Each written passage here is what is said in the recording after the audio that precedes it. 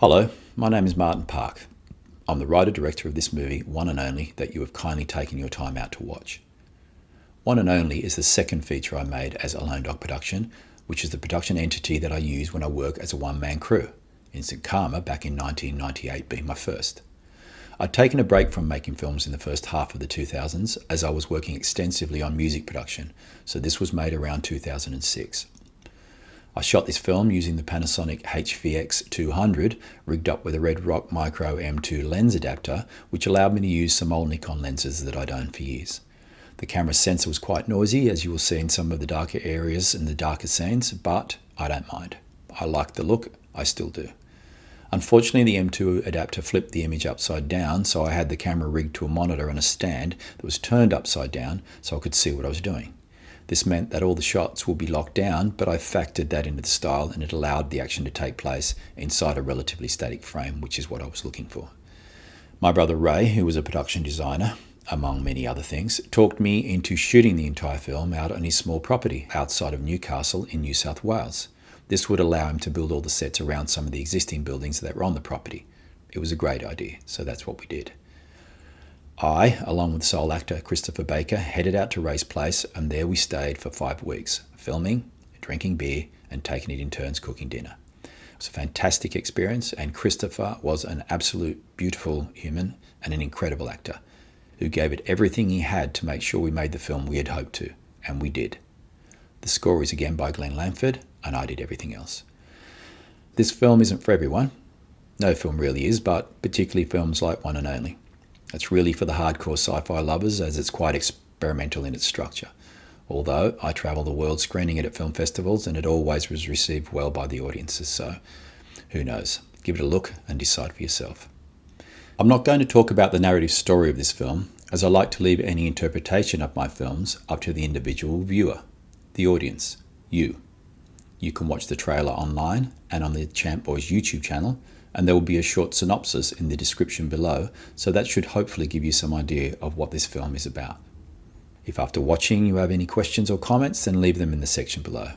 And I will be putting up some more of my films on this channel soon, so perhaps you could subscribe to be notified if you wish. And of course, nice reviews are always good to get, so if you enjoy, then please leave one on IMDb or wherever you wish. I'm also considering making a behind-the-scenes commentary track, mostly directed toward other filmmakers and enthusiasts, if anyone is interested, particularly if YouTube gets the multiple audio tracks feature working for everyone soon. Also, my latest feature film, Spencer, which unfortunately lost most of its festival screenings due to all the COVID lockdowns, will be on my Gumroad channel for some time for some preview screenings if anyone wishes to take a look. You can just email me and I'll send you a code so you can watch it for free, or you can just pay the few dollars to stream it. I'll leave a link in this video's description. Anyway, I could ramble on all day, but I won't. I thank you again for taking your time out to watch this, so let's get on with the show.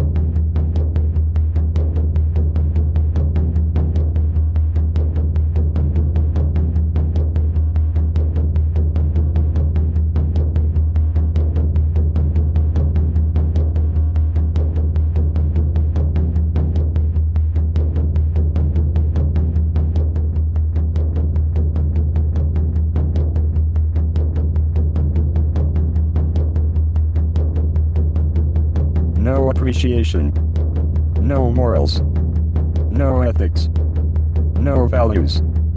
A singularly heinous and parasitic species that has no grasp of anything other than that which is valuable or worthwhile to assist them in their sole pursuit of their objective. Their objective? Greed, ignorance and depression. All leading to the one true holy grail. Money. New money. Old money. Clean money. Filthy money. It doesn't matter, as long as you have lots of it. The more money you have, the more things you can buy. The more things you can buy, the more important you become. The more important you become, the more power you can have. The more power you can have, the more you can dominate. The more you can dominate, then the quicker you can fuck things up for everyone else around you. I am money. I am God. Worship me. Once you have everything, you no longer need anything. When you no longer need anything, you are the winner.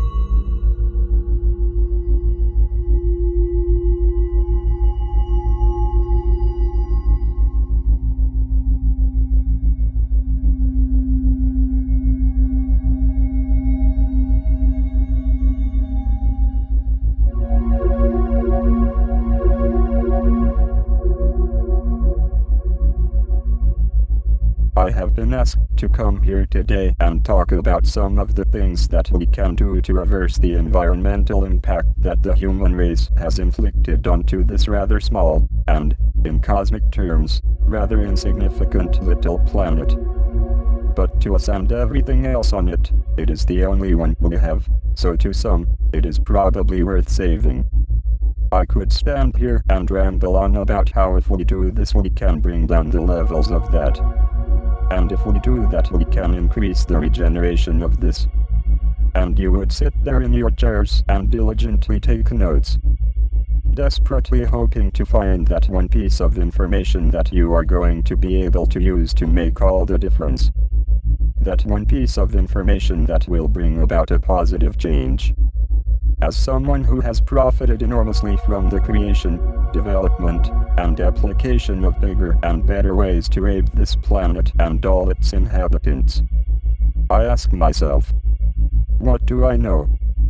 Does the past 5 years as an environmentalist really excuse me from all my previous diabolical shortcomings? Will my soul ever be free from previous contamination? Will I be able to stand before any of your gods and hold my head up high and say with any degree of truth, I have done my best. I am worthy.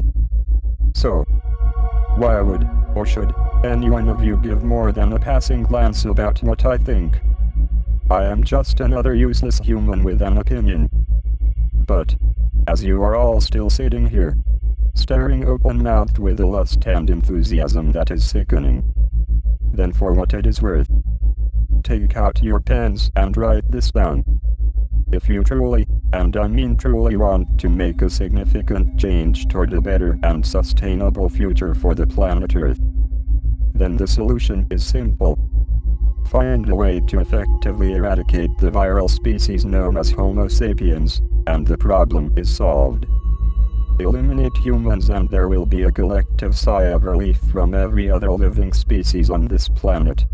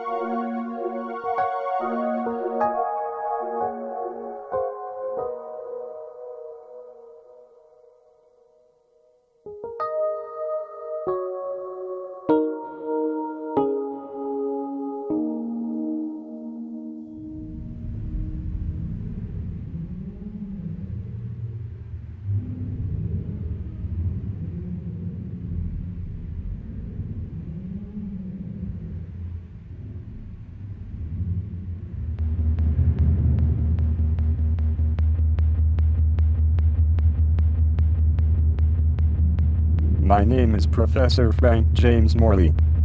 Verification can be obtained via Department of Defense Security Clearance FJM-100-300-659-436. This is the first and only message you will receive. I am sending this to you in the hope that some part of your conscience, some part of your hopefully innate humanity, will force you to implement actions that will ensure that all of man's technological and industrial creations that we are so infinitely proud of, are to be shut down immediately. I am asking you to put in place the emergency protocols that I know you all have. Doing this will assist in minimizing the damage that is destined to take place in our absence. Look at this as a gesture on your part toward your final confession, or whatever other rite or ritual you feel is necessary to perform before your expiration. You have been told. You have been notified. Your decision to assist in leaving this planet as untainted by mankind as is humanly possible now firmly rests within your desire to make peace with yourself, your fellow man, your God. You have 24 hours in which to do this. In exactly 24 hours, I intend to bring order back to this planet by the implementation of certain measures that will bring about the complete extermination of the human race. All other life will remain untouched and unharmed. I am enclosing detailed documentation outlining the MNT device that I will be using, and also the prion attachments that will be carried along with it. At this present time, the only people capable of coming close to understanding the potential capabilities of unleashing such a combination are myself, and a very small group of scientists that are scattered across the planet. They have all been sent this message and the documentation that you have received. To these men, I say, yes, this is theoretical.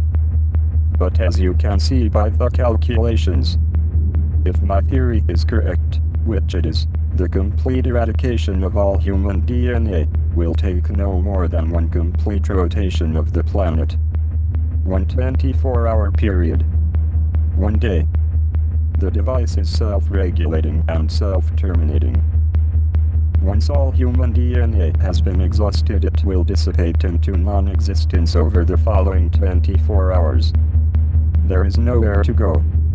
There is nowhere to hide. This is not a hoax. This is not a threat. This is an absolute statement of intent. The human race is no longer a part of the biodiversity of planet Earth. We are a scourge. A plague. It is our time to become extinct. I leave you with a quote from Albert Einstein: all our lauded technological progress, our very civilization, is like the axe in the hand of the pathological criminal.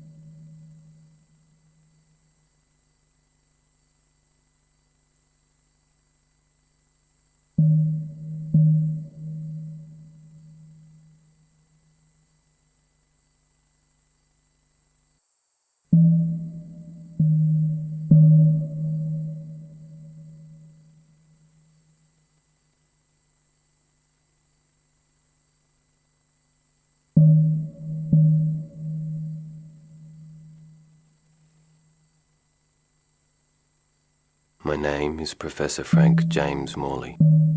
I am 33 years old. I am the last living member of the human race. I am singularly responsible for exterminating the entire species known as Homo sapiens. Shortly after writing this letter, I, as per my plan, terminated my own life. And in doing so, I have brought an end to the overly long reign that mankind has brutally and forcefully inflicted onto this magnificently beautiful planet that we call Earth. As you have already seen, along with this letter, I have included 5 books. I feel that after reading and studying these texts, you will have a good idea of who we were as a species, both the good and the bad. I have also included a list of coordinates that will help you locate some sites and locations that I feel may be of historical importance. What condition these will be in if you do choose to seek them out is impossible for me to ascertain. A question: who are you? With the ability to interpret and understand this text. Are you from out there, or from within the future evolutionary cycle of this planet? Or something else? The answer to this, unfortunately, I will never know. If there does exist a history of man after the extinction of mankind, then I would wish for the following to be remembered in relation to myself and my short existence. I was born a prodigy, with a deep love and understanding of all living things from my earliest memories. As I matured, I became aware that I was gifted with a level of intelligence and innate awareness that was far in excess of what even a genius would be attributed. This combination has led me through a life of both profound joy and, for the most part, intense sadness. A joy built on the wonderment of what is possible. A sadness built on the pain of knowing that the human race, in its entirety, would never have the capacity to rise above its own pettiness and self-centered importance. Its greed, its passion for violence, its cultivation of intolerance and its oppressive and archaic belief systems that encourage and exalt mediocrity and unhappiness. I was a boy, then a scientist, then a capitalist, then an environmentalist, and finally, an activist. In the end, we are all just another blip on the cosmic clock, another life form that came, lived, and then vanished into the nothingness of our universe's history, extinct, like so many before. Creation, life, death.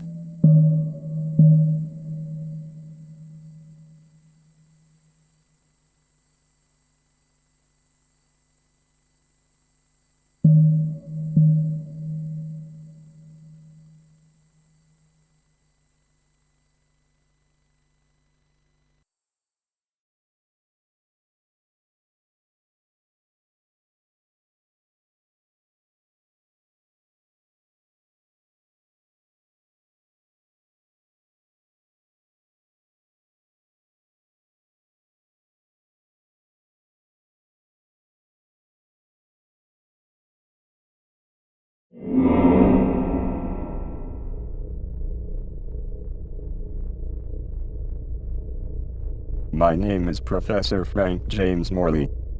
I am 33 years old. I am the last living member of the human race. I am singularly responsible for exterminating the entire species known as Homo sapiens. Shortly after writing this letter, I, as per my plan, terminated my own life.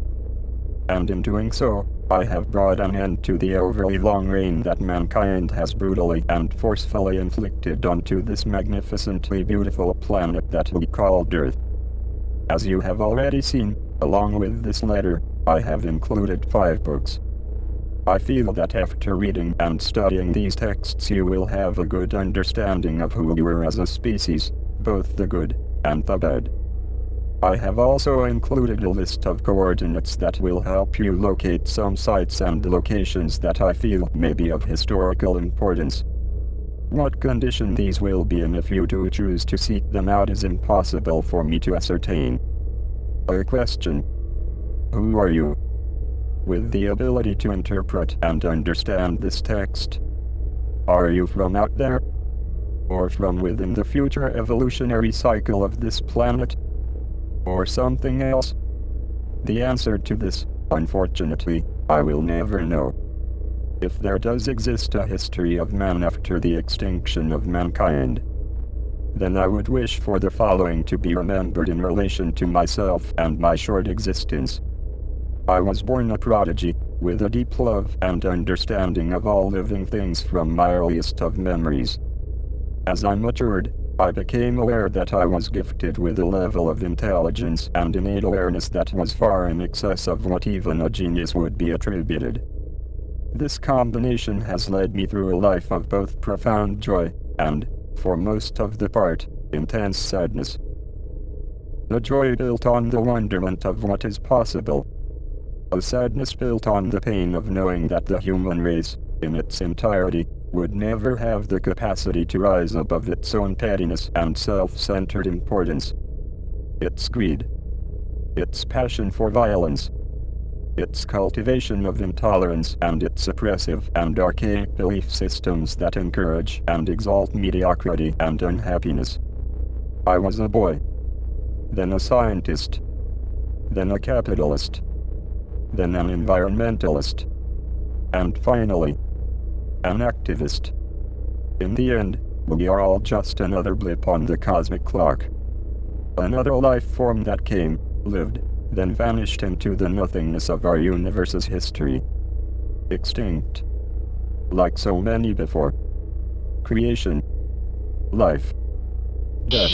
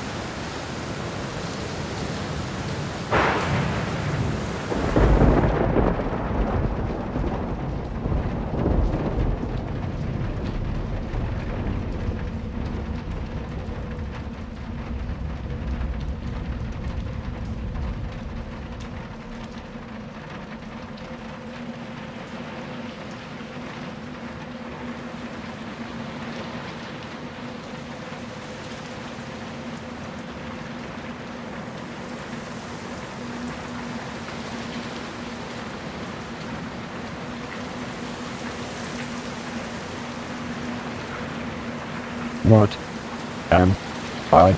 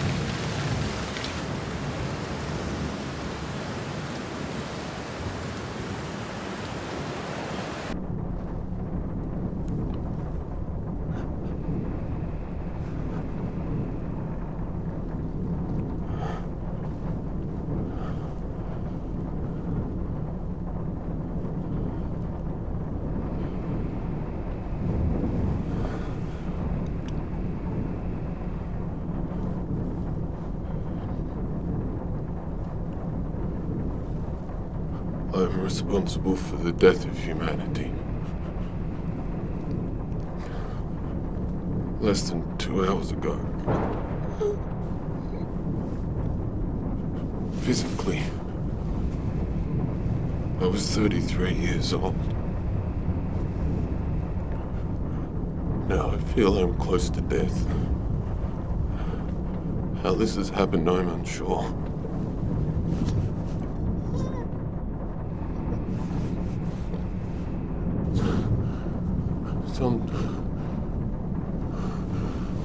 Sometime, somewhere,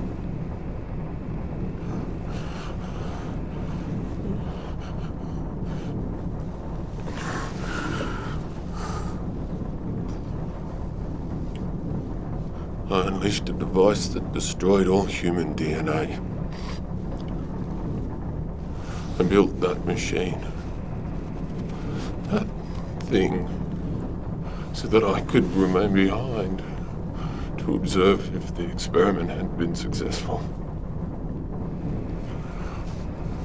That machine is more than I intended. Not only can it break down, store, and reintegrate matter, but it can also replicate, duplicate, clone. How I overlooked this when I created it is difficult for me to understand, as it is so clearly obvious.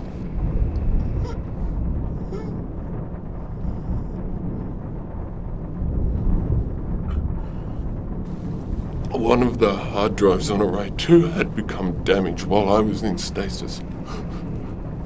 The computer, acting within its self-diagnostic protocol, copied all the data from Project Frank stasis to Arrays 4, 5, and 6 before any of it became corrupted. When the 72 hours had passed and the time came to reintegrate, the computer malfunctioned.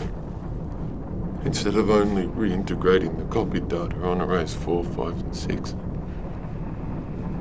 it reintegrated the original but potentially corrupted files on Arrays 1, 2, and 3. And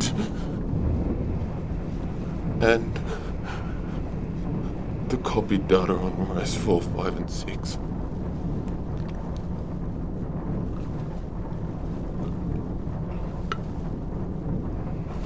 I was reintegrated first.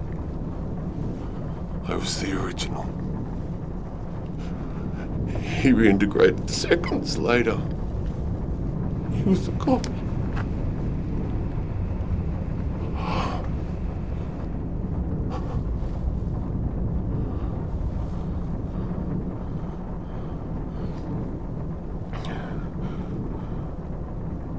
My first and only thought, I made a mistake. Killing everyone was a mistake. There was nothing I could do to change it. I could only hope to try and rectify it. He disagreed.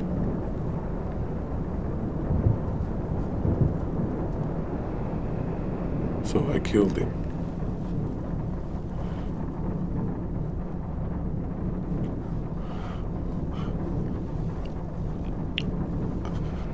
Once I realized the potential of the machine, I refined the programming so that as to be able to separate the stored physical information from the stored mental. I was successful in creating two distinctly separate but complete files. I erased, eliminated all of my original files. Then I programmed the computer to scan me and then reintegrate my separated memory with the physical files that were stored on the backup drives. It worked perfectly. Theoretically, I was now immortal.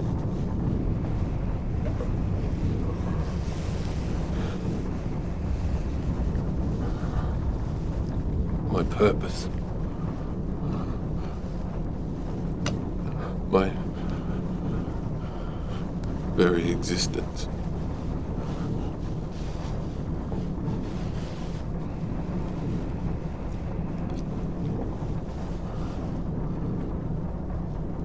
was to re-establish the human race.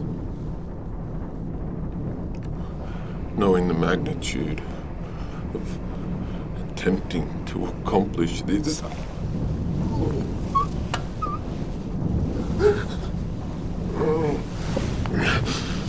and having only my own DNA as a base, I needed all the help I could get.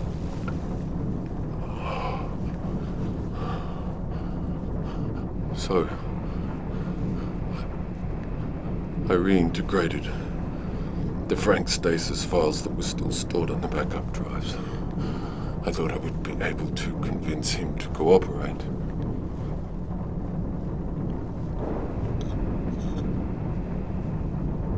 But I was wrong.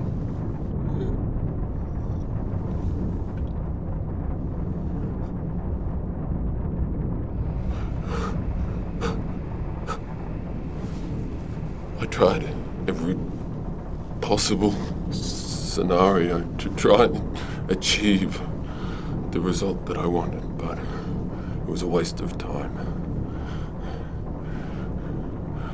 Without exception, they all blindly continued on with what we had brainwashed ourselves into performing.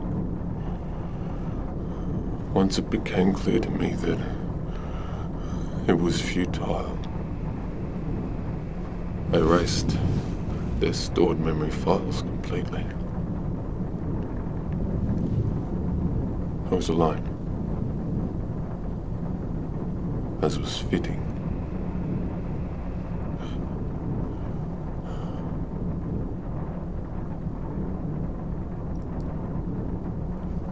After all this time, this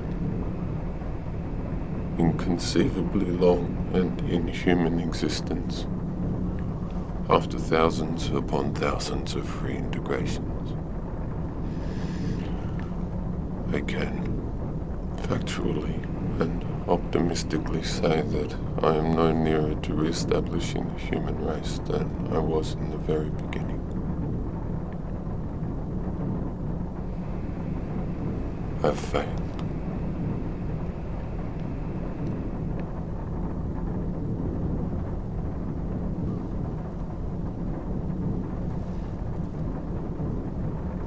for everything that I have done. I apologize.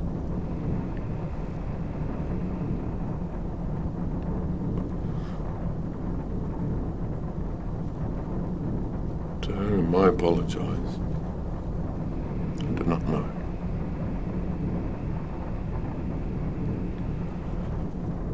But I am deeply ashamed,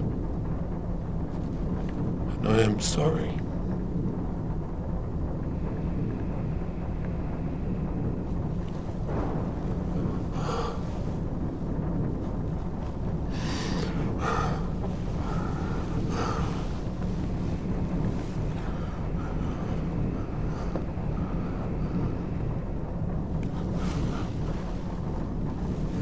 After my normal reintegration of my new memories and the stored physical body less than 2 hours ago, this degeneration started to happen. The computer has, for reasons unknown, eliminated all of my stored memory files from the drives. It has disengaged the emergency safety protocols for automatic reintegration. And it has locked me out of being able to access any of the programs or systems that might enable me to rectify this situation.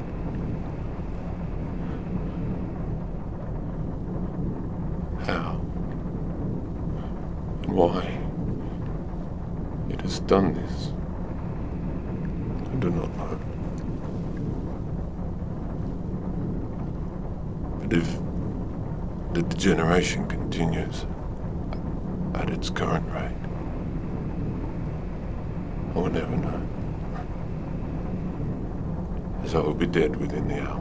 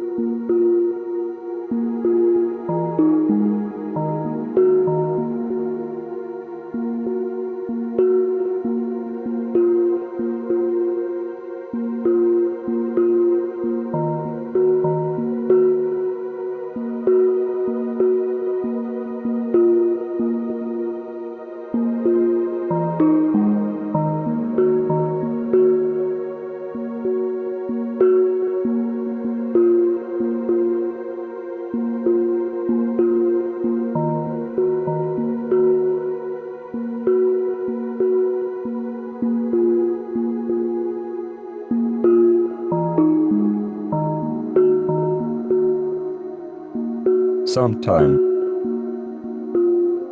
in the past, the present, the future. Lieutenant Frank James Morley, scientist, environmentalist, genius, God, disappeared.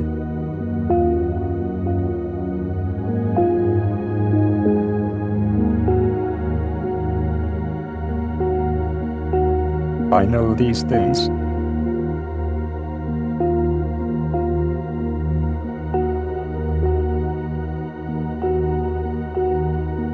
because I once was him.